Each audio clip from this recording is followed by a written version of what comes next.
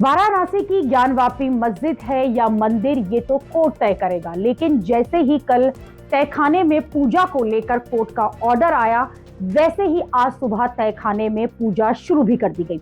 बहुत लोगों को पता नहीं होगा, जिस जज ने मस्जिद के तहखाने में पूजा की अनुमति दी है, वह उस दिन जज का आखिरी दिन था। यानी जज जिस दिन रिटायर होने वाले थे, उसी दिन ये फैसला दिया गया।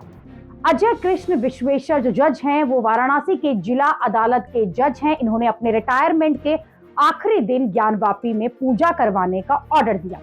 ये वही जज हैं जिन्होंने ज्ञानवापी में एएसआई का सर्वे कराने का ऑर्डर भी दिया था। एएसआई ने सर्वे करके रिपोर्ट भी तैयार कर ली, जिसके बाद मीडिया में इसकी खूब चर्चा हुई। अजय कृष्ण विश्वेश्वर मूल रूप से हरिद्वार के रहने वाले हैं और उत्तराखंड के कोटद्वार से अपना करियर उन्होंने शुरू किया था। फिर यूपी में अलग अलग जिलों में जज है। 2021 में इनकी पोस्टिंग जज के रूप में वाराणसी में हुई। ज्ञानवापी में पूजा करने का अधिकार देने की याचिका 4-5 साल पहले से लंबित थी। 2016 में याचिका लगी थी, लेकिन अजय कृष्ण विश्वेश्वर के आने के बाद मामला तेजी से आगे बढ़ा। जाहिर सी बात है कि सर्वे कराया और पूजा का अधिकार जो है वो ऑर्डर देकर अब इन जज ने अपना नाम इतिहास में तो कहीं ना कहीं दर्ज करवा लिया है। ठीक उसी तरह से जिस तरह से अयोध्या के केस में हुआ। अब जब अयोध्या में राम मंदिर बन चुका है, तो अगला एजेंडा काशी और मथुरा है। इसमें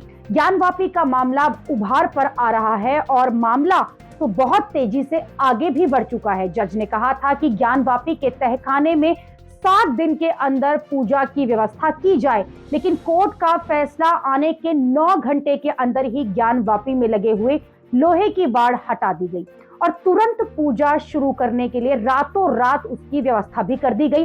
पुलिस प्रशासन की मौजूदगी में विश्वनाथ मंदिर के सामने के तरफ से जो बैरिकेडिंग है उसे खोलकर मस्जिद के तहखाने में जाने का एक रास्ता भी बनाया गया। फिर सर्वे में जो मूर्तियां मिली थी, उन्हें तहखाने में रखकर पूजा पाठ करवाया गया, आरती की गई और भोग लगाकर प्रसाद भी बांटा गया। मस्जिद के तहखाने में पूजा करवाने में विश्वनाथ मंदिर के मुख्य पुजारी के अलावा राम मंदिर प्राण प्रतिष्ठा के मुहूर्त कराने वाले पंडित भी मौजूद थे।